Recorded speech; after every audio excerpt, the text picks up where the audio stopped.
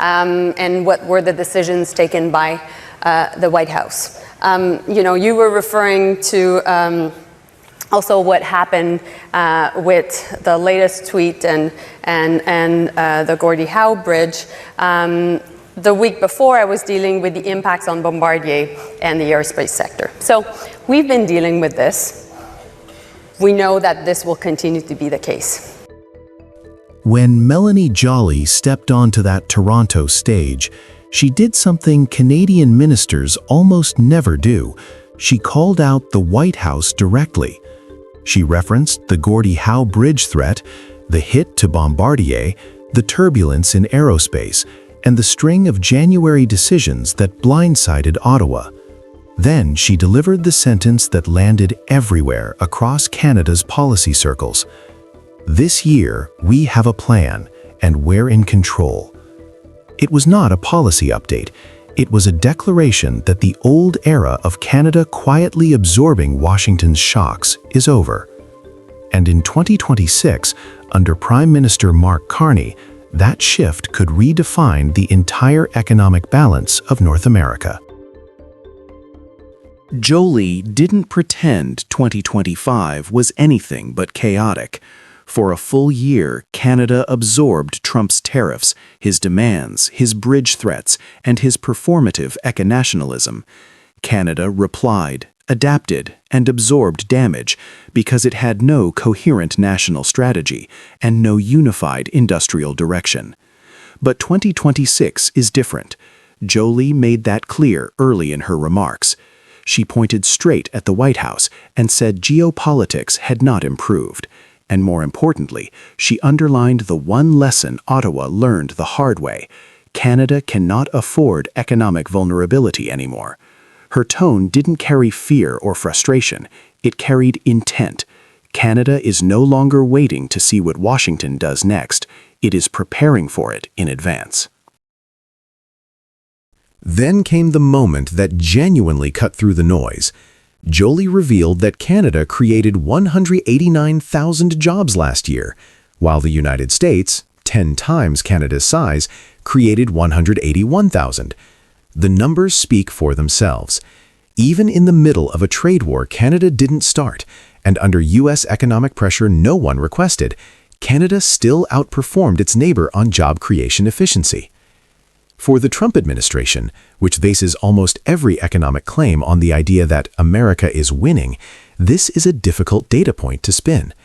It also reflects the broader trend seen across employment analyses, showing a softening U.S. jobs market throughout Trump's second term. Canada, meanwhile, has held its footing. In one stroke, Joly reframed the narrative. Trump's volatility isn't weakening Canada, it is strengthening Canada's resolve. What came next may be the sharpest statement any Canadian industry minister has made in years. Joly looked at the audience and said plainly, companies want to de-risk from what is happening in the United States, period. No diplomatic cushioning, no strategic ambiguity, just fact. And real data backs her up. Canada's export share to the U.S. has fallen to its lowest point in decades as firms diversify into Europe and Asia. German, Korean, and Japanese manufacturers are looking north for long-term investment stability. Ottawa is even using its defense procurement strategy as leverage to pull auto production into Ontario, creating a new industrial base that doesn't depend on American supply chains anymore. Trump wanted to use tariffs to bring supply chains home. Instead, he pushed global capital toward Canada. That shift is already visible, and Joly turned it into political ammunition. If the job numbers and investment moves were the opening strikes, this was the knockout blow. Joly told the room that Canada has been too dependent on the United States for national security and that this era is ending. Ottawa is now driving a defense expansion that will inject $500 billion into procurement and infrastructure over the next decade, backed by a target of raising defense spending toward 5% of GDP.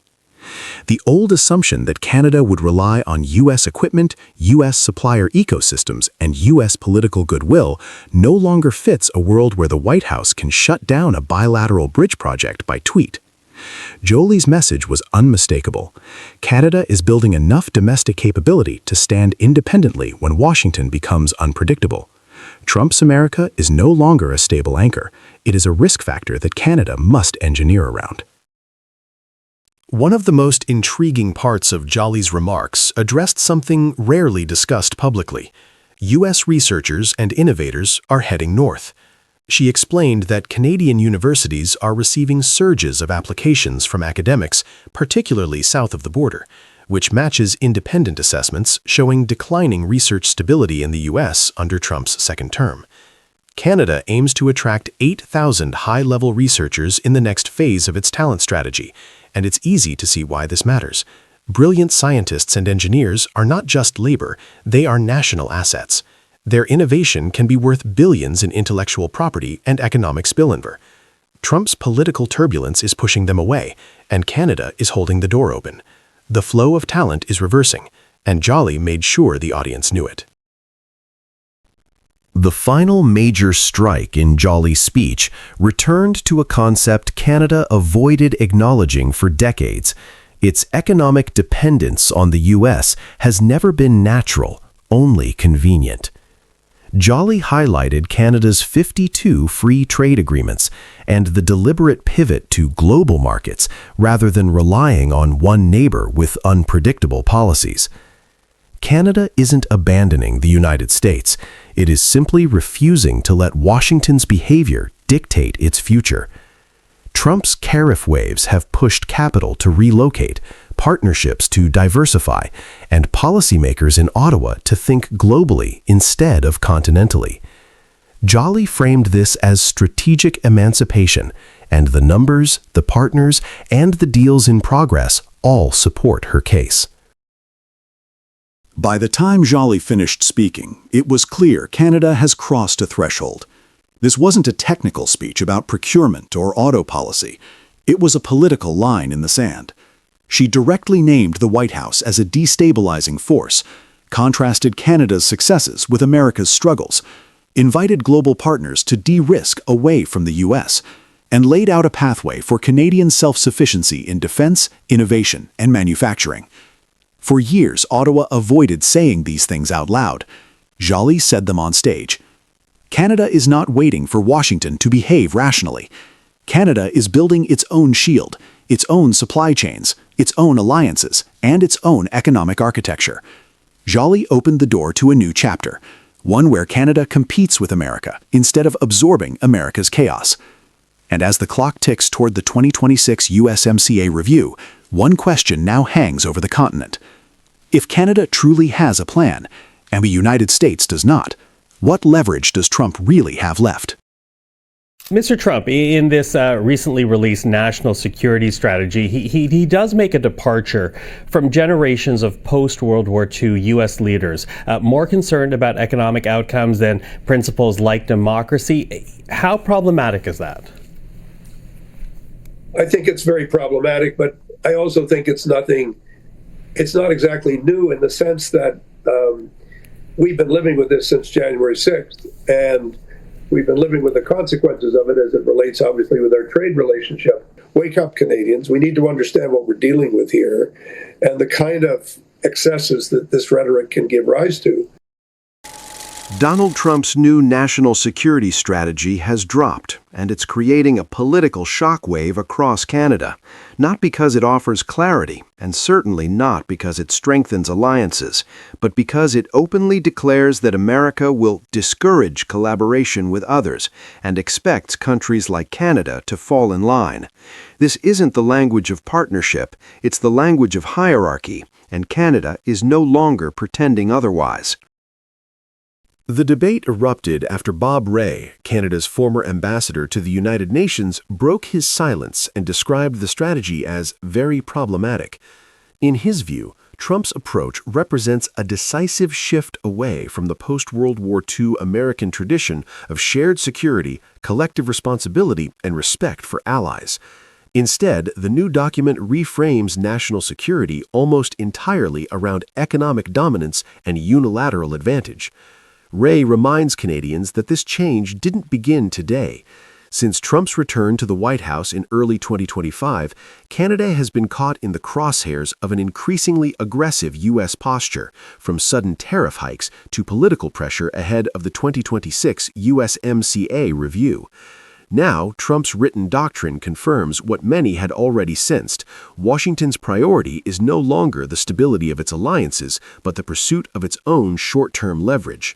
And it comes at a moment when Prime Minister Mark Carney is moving Canada toward greater strategic independence, deepening partnerships in Europe, the Indo-Pacific, and Latin America. The most striking feature of Trump's strategy is the contradiction at its core. On one hand, it signals that the United States no longer intends to play the same stabilizing role it has held for generations. On the other, it insists that allies should avoid forming new partnerships elsewhere. In simple terms, Washington is saying, "We are stepping back, but you are not allowed to step forward." Ray points out that this mindset undermines decades of trust. Canada, he argues, cannot be expected to remain passive while the U.S. withdraws from its commitments. A country of Canada's size, capability, and global significance simply won't accept an arrangement where it is expected to obey rules that no longer bind the party imposing them.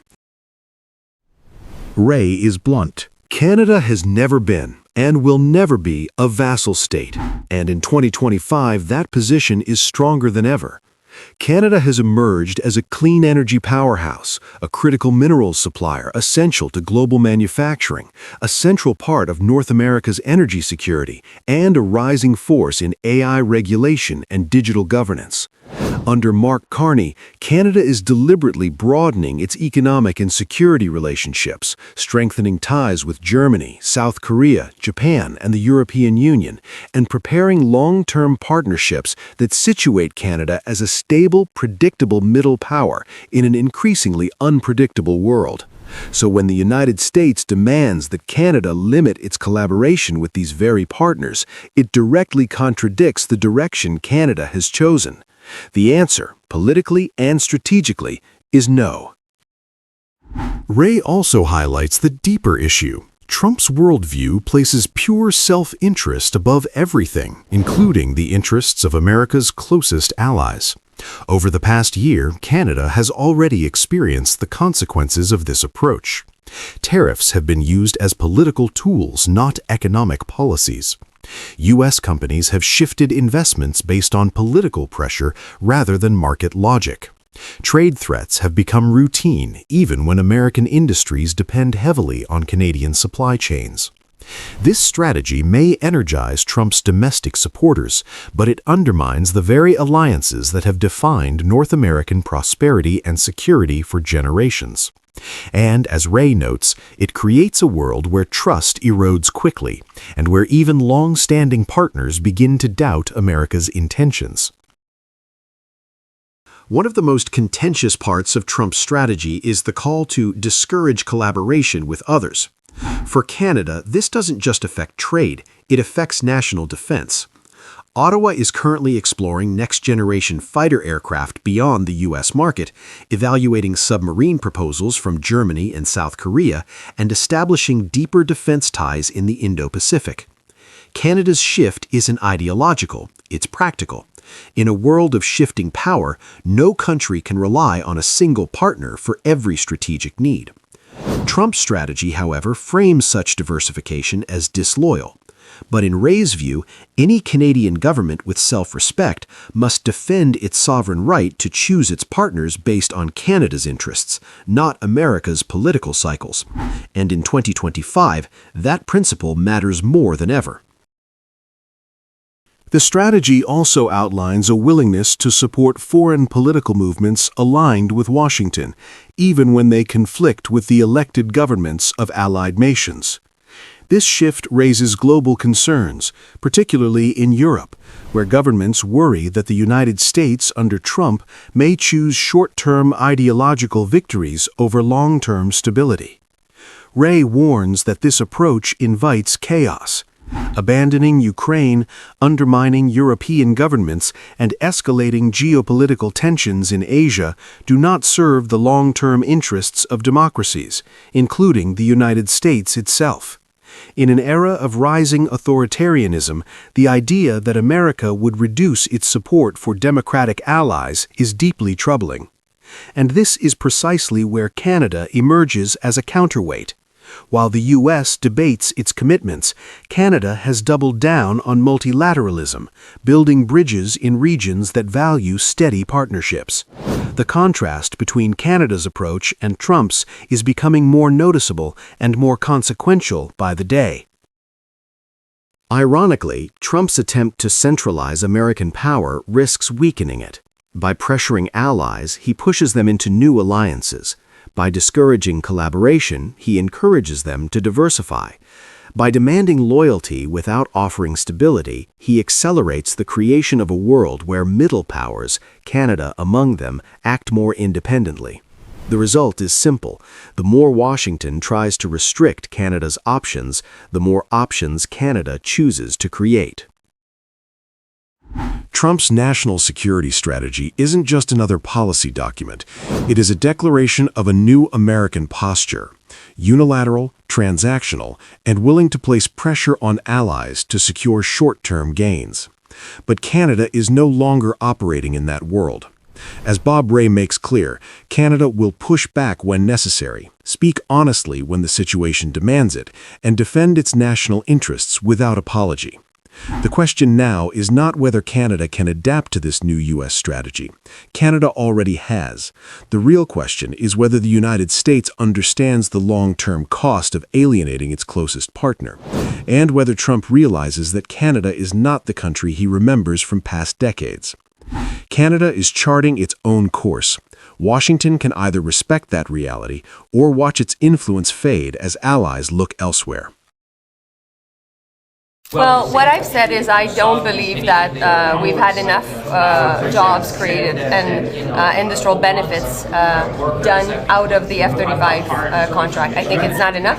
I think Canadians expect more, and we should get more. I know that Canadians want us to build more in Canada, build with Canadian jobs, and that's what I'm pushing for. Canada just sent one of its clearest signals yet that the age of quiet obedience in North American defense procurement is over. Standing in front of reporters, Industry Minister Mélanie Joly delivered a line that would have been unthinkable a decade ago, and one that exploded across Canada's political landscape.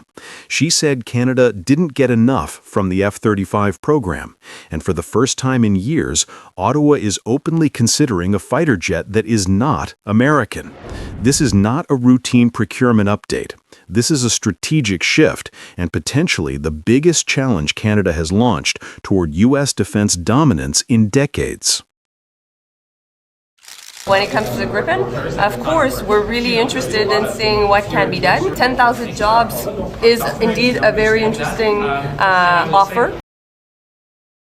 The debate reignited the moment Saab's executives arrived in Ottawa to showcase the Gripen E fighter jet. Their pitch was direct and daring. The Gripen could be assembled in Canada, supported by Canada's existing aerospace expertise, and backed by an offer of up to 10,000 Canadian jobs in manufacturing and research. They didn't just bring a plane, they brought an industrial partnership, a vision of Canada rebuilding its defense manufacturing capacity, and a product specifically designed for the brutal Arctic environments where Canadian pilots actually fly. By contrast, Canada's current F-35 arrangement, negotiated under previous governments, has produced far fewer industrial benefits than what Ottawa expected.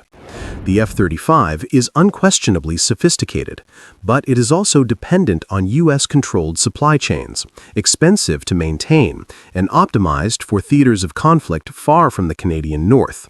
Joly did not try to sugarcoat any of this. She stood at the microphone and said clearly, "Canadians expect more, and we should get more." Her comments landed at a moment when the broader political environment is shifting. The United States, under President Donald Trump, continues to pressure allies with unpredictable tariffs and sudden trade escalations. Canada, under Prime Minister Mark Carney, is redefining its role in the global economy, prioritizing domestic production and pursuing strategic partnerships beyond Washington. Suddenly, a fighter jet deal signed years ago has become a symbol of a deeper question.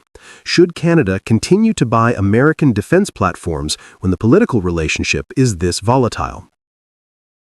Canada's willingness to question the F-35 program reflects a larger national transformation. For decades, Canada's defense procurement followed an unwritten rule: buying American was safe. It aligned Canada with NORAD, simplified logistics, and reduced political risk. But the world of 2025 is not the world of the early 2000s.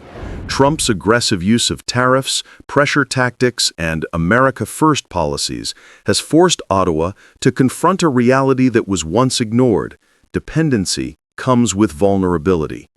Joly's statement is not just frustration over job numbers. It is a public rejection of a mindset that viewed the United States as the automatic answer to every major defense question. Canada wants deals that produce real industrial benefits, not symbolic participation. It wants supply chains that support Canadian workers, not a system where billions of dollars leave the country while only a fraction returns. And most of all, it wants strategic leverage at a time when American policy can shift overnight. Saab's proposal represents something the United States never offered: genuine industrial partnership. The Swedes are proposing a model in which Canada doesn't just buy jets. Canada builds them, repairs them, trains on them, and incorporates them into a domestic aerospace ecosystem. That aligns perfectly with Carney's broader economic strategy, which emphasizes domestic production, supply chain independence, and a dramatic expansion of Canadian manufacturing across key sectors. There is also the geographic reality. Canadian pilots don't operate out of Nevada deserts or Mediterranean climates. They operate in places where -40 is normal, where runways freeze, and where snow can ground an aircraft in minutes. The Gripen was engineered for exactly that. It can land on highways and icy surfaces, turn around quickly, and operate reliably in extreme cold. These are not small advantages. They go straight to the heart of Canadian defense needs: the Arctic, sovereignty patrols, NORAD modernization, and rapid response missions in remote regions. Meanwhile, the F-35 is a fifth-generation powerhouse, but it was designed for global strike missions, carrier integration, and joint operations across the Pacific. Its maintenance footprint is heavy. Its cold-weather performance has been questioned repeatedly. And every upgrade, every part, and every software patch flows through U.S. channels. In a time when economic and political tensions are rising, that dependency is increasingly uncomfortable. But the stakes extend far beyond performance or maintenance. At the core of this debate is an uncomfortable economic truth.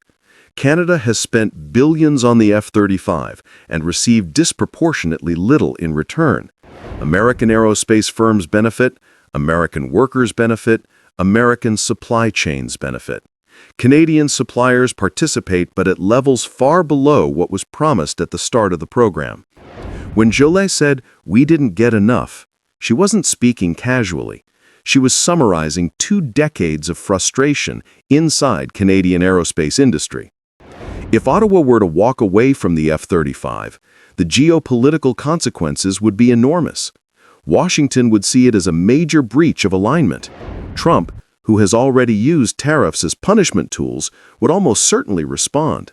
Lockheed Martin would launch an aggressive lobbying campaign, and U.S. lawmakers would frame Canada's decision as a betrayal of the defense alliance.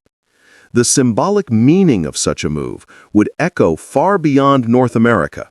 It would signal that even long-standing U.S. partners now feel the need to diversify away from American defense systems. In Europe and Asia, this trend is already underway. Countries are building their own fighter jets, forming new defense alliances, and resisting Washington's attempts to preserve dominance over military procurement. Canada considering the Gripen places it firmly inside this global wave, a wave defined by multipolarity, industrial sovereignty, and strategic independence. The real question now is not which jet should Canada buy. The real question is what kind of country does Canada want to be? A country that automatically buys American equipment out of habit, or a country that demands real value, real jobs, real independence, and walks away when those expectations are not met? Joly's message signals a new era in Canadian foreign and defense policy, one that matches Carney's broader shift toward economic diversification and strategic autonomy. Saab's Gripen may or may not become Canada's future fighter, but the political meaning of this moment is unmistakable. Canada is no longer afraid to challenge the assumptions that once defined its relationship with the United States.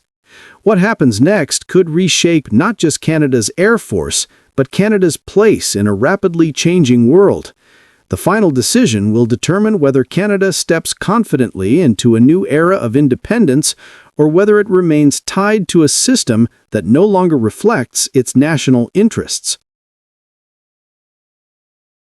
President-elect Donald Trump's comments about one of Canada's most valued natural resources. We have millions of gallons of water pouring down from the north with the snow caps in Canada and all pouring down. And they have essentially a very large faucet. Donald Trump has made many provocative claims throughout his political life, but few have struck Canadians more deeply than his suggestion that the United States should one day access Canada's freshwater reserves. And for many in Canada, the moment felt familiar because Trump's fixation on Canada is not new. I love Canada. Frankly, Canada should be the 51st state. His earlier comments about turning Canada into America's 51st state reveal just how casually he imagines Canadian territory and resources as extensions of U.S. interests. It's not for sale, won't be for sale, ever. Prime Minister Mark Carney pushed back with one of the clearest statements of his leadership so far: Canada is not for sale.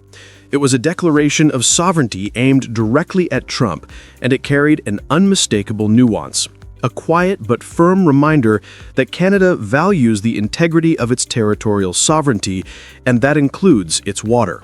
These are not assets that can be casually claimed, politically pressured, or folded into someone else's agenda. This isn't a normal cross-border argument. It's a preview of a much larger struggle looming over North America. A struggle shaped by tariffs, trade leverage, climate instability, resource scarcity, and the hard limits of what even a superpower can demand from its closest ally. The controversy resurfaced when Trump's earlier remarks began circulating again, comments painting Canada as a country with millions of gallons of water pouring down like a giant faucet, and hinting that the United States should eventually secure long-term access to that supply. With the American West deep in another year of extreme drought, those words landed differently. States like Arizona, Nevada, and California are approaching the limits of their water systems after years of shrinking snowpack, collapsing reservoirs, and relentless heat. Lake Mead hovers near historic lows, the Colorado River is under unprecedented strain, and major cities from Phoenix to Las Vegas are spending billions on recycling and desalination just to keep pace. In that increasingly desperate environment, Trump's idea resonates with some Americans who see Canada as a land of endless lakes and untapped rivers. U.S. commentators and policy groups have begun reviving old visions of continental water pipelines and cross-border water-sharing agreements, framing Canada as a natural solution to America's drying future. But in Ottawa, the reaction followed a very different logic.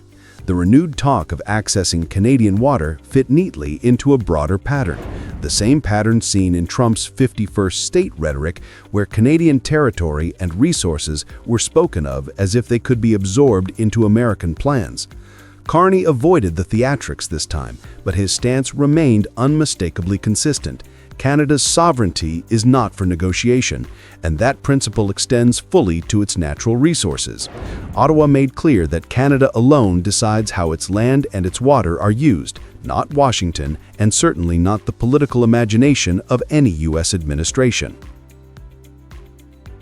The desperation gripping the American Southwest is well documented. Reuters, AP, and NOAA all show a structural decline in water availability, shrinking reservoirs, shrinking farmland, and cities negotiating seasonal survival. In that setting, the idea of drawing water from Canada feels increasingly logical to many Americans who see Canadian lakes and rivers as an untapped surplus. Trump's language amplifies that belief by framing Canadian water as if it were simply flowing across a border waiting to be shared.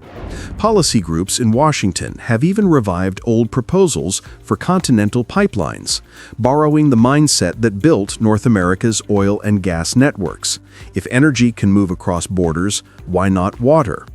For Canada, that logic is not just flawed, it sets a dangerous precedent. Canadians have long rejected the myth that the country has limitless water. Scientific assessments from the University of British Columbia, Statistics Canada, and Environment Canada all point to the same conclusion. The majority of Canada's freshwater is not renewable, not easily accessible, and not available in the quantities outsiders imagine. Much of it sits in northern regions, far from population centers or locked inside glaciers that are themselves shrinking. Carney knows this scientific reality. He also knows the political one. Canada has spent decades defending its natural resources, lumber, dairy, minerals, and energy, against American trade challenges. The moment something becomes an export commodity, the rules change. Corporations gain leverage, international trade law becomes involved, and the United States, with its massive political and economic weight, gains new channels to push for access. That is why, even without the dramatic phrasing, Carney's position on water was unmistakably tough. When he pushed back against Trump in the 51st state moment, he wasn't just defending national pride. He was defending the principle that Canada, not Washington, decides what Canada is. Today's water issue is simply another attempt to draw Canada into an American frame, and Carney responded by reminding everyone that Canadian resources exist under Canadian governance.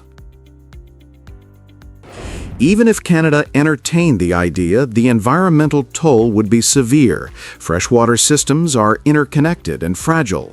Redirecting water from one basin to another risks destabilizing fish stocks, draining wetlands, and permanently altering river flow. Canada's major watersheds, from the Great Lakes to the Mackenzie, already face mounting pressure from rising temperatures and industrial expansion.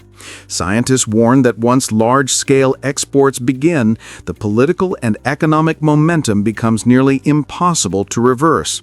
What starts as a temporary solution can harden into a permanent obligation, backed by infrastructure and cross-border expectations.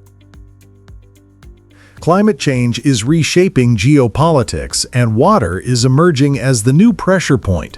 Trump's second-term agenda already strains Canada through tariffs on steel, aluminum, autos, lumber, and agricultural goods.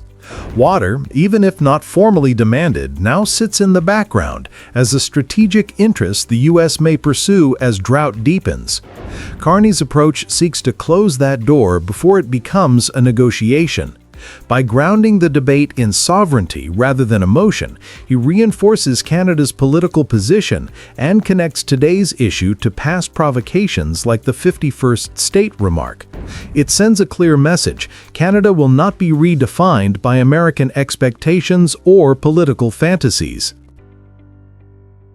The clash between Trump and Carney over water is not a trivial dispute. It is a first chapter in a future where nations will battle not over trade deals or tariffs, but over fundamental resources that determine survival. Canada's stance reflects a deeper strategy. Protect what must be protected now before climate pressure turns questions into demands. The United States will continue facing a worsening water crisis, and its leaders, Trump or otherwise, may return to Canada with new proposals. The real question is how Canada prepares for that moment and whether it can safeguard its sovereignty in a world where water is emerging as the most strategic resource of the century.